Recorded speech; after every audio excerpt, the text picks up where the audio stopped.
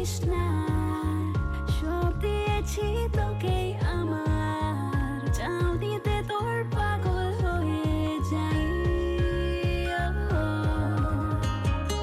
মনের ভেতর নদীর জলে রঙিন রঙিন নৌকা চলে, চল না এবার হঠাৎ বয়ে যাই।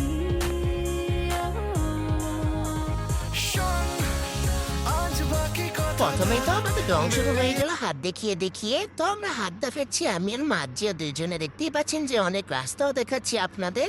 আমরা যাচ্ছি কোথায় আপনারা সবাই গেস করেন তো আমরা কোথায় যাচ্ছি। আর এদিকে আমার মুন্সি ভাই দেখেন দোকান থেকে কি কিনতেছে, আর আমি হাতটাকে একটু ঢং করতেছিলাম কারণ আপনাদের তো দেখাতে হবে, না হলে আমি আবার কাদের দেখাবো। হাতটা কিন্তু আমি আবারও দেখালাম। আর এখানে তো আমার ভাই এখনো কিনতে আসেন, আমি এখান থেকে ডাকতেছি তাতে আইন ওলা মায় এখন থেকে আমার বড় পিছিয়ে পিছিয়ে গেছে কারণ ওরাম তো আসতেছেন আর কোনো খোঁজখবরই নাই। অবশেষে আমার বড় আব্বু তাও আসলো, কিন্তু এখন তো আমার ভাইয়ের কোনো খোঁজখবরই নেই। ও বেকা হয়ে তারা হয়ে কিভাবে কি নিচ্ছে আল্লাহ জানে। যাই হোক ফানি ভিডিও বানাচ্ছি, কিছু মনে করবেন না। আমার বড় আব্বু থেকে আবারও দিতেছে, যাই হোক আসবনি।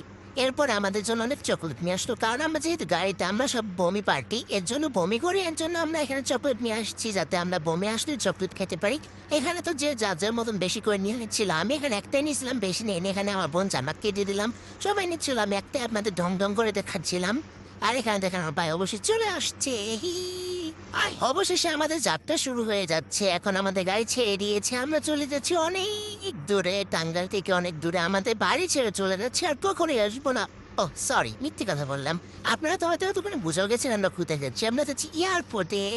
এয়ারপোর্টে যেয়ে দেখি ও মা, এখানে তো আবার উনিও চলে আসছে। আমি তো নাকি দেখে অনেক খুশি। আমরা এখানে চলে গেছিলাম দোকানে খাবার খাওয়ার জন্য। অবশেষে আমাদের অনেক অপেক্ষার পরে 2 বছর পরে আমি আমার আব্বুকে কাছে দেখছি। তো আমরা আব্বুকে দেখে আমি আর আমার বোন তাড়াতাড়ি দৌড়তে যাচ্ছিলাম, দেখতে পাচ্ছেন। আর আমি এর আগে অনেকবার দেখেছিলাম ট্রেন্ডিং ভিডিও যে বাবা আসলে এভাবে জড়ায় ধরে, আমিও সবার সাথে ট্রেন্ডিং ফলোটা করে ফেলেছি, চাইলে আপনারাও করতে পারেন। সো যাই হোক আমরা বাবাকে নিয়ে চলে যাচ্ছি ঘুরতে। এখানে কিন্তু আমরা সবাই যাচ্ছি, আমার বড় আম্মু, ছোট আম্মু, জাহান্নাত, মার্জিয়া, আমার উনিও যাচ্ছেন, দেখতে পাচ্ছেন উনি হাঁটছেন আর আমি ঢং করতেছিলাম। অবশেষে আমরা নৌকায় চলে গেছি। ও সরি, বলাই তো হয়নি আমরা কোথায় যাচ্ছি। আমরা যাচ্ছি চারণবিল। অবশ্য আপনাদের বললাম উনি আপনারা হয়তো বা চিনবেন না। এখানে আমার জামাই মানে আমার হাজবেন্ড, উনি হচ্ছে নৌকা চালাবেন। আমার তো অনেক ভয় লাগতেছিল যে উনি নৌকা চালাতে পারবেন কিনা। সবাইকে দেখতে মেয়েরভাবে কাশ্মীরি চুরি পরে ঠং ঠং করতেছে, আমি এখানে ঝুনঝুনি বাজাচ্ছিলাম, দেখতে পাচ্ছেন, আর হাত দিয়ে নৌকা একটু ঢং করছিলাম যাতে আপনাদের দেখাতে পারি। তো আমার ঢং কিন্তু শেষ হওয়ার মতো না, সামনে আরো ঢং দেখতে পারবেন। এখানে দেখেন আমি পানি ছুতেই পাচ্ছিলাম না, আর এখানে আমার অনেকই সুন্দরভাবে নৌকা চালাচ্ছে। তো এখানে ভিউটা কিন্তু অনেক সুন্দর ছিল, যাই বলেন তাই বলেন। আপনারা যারা আসতে পারেন আমাদের টাঙ্গাইল আমার বাড়িতে আসলো, অবশ্যই আমি আপনাদের এই জায়গায় ঘুরতে নিয়ে যাব।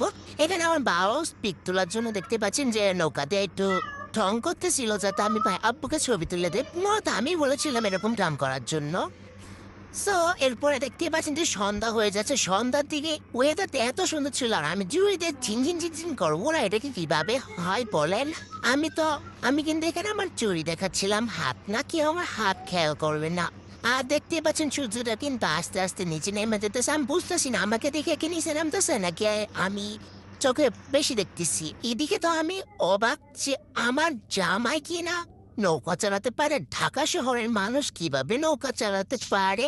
আমি তো ওনাকে বলতেছিলাম যে আপনি ঢাকায় থাকেন, কিভাবে নৌকা চালান। আমার তো অনেক ভয় লাগতেছিল যে নৌকা চালাতেই পারবে না।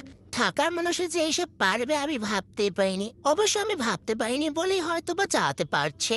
যাই হোক ভিডিওটা আর বড় করবো না, ভালো থাকবেন, টাটা।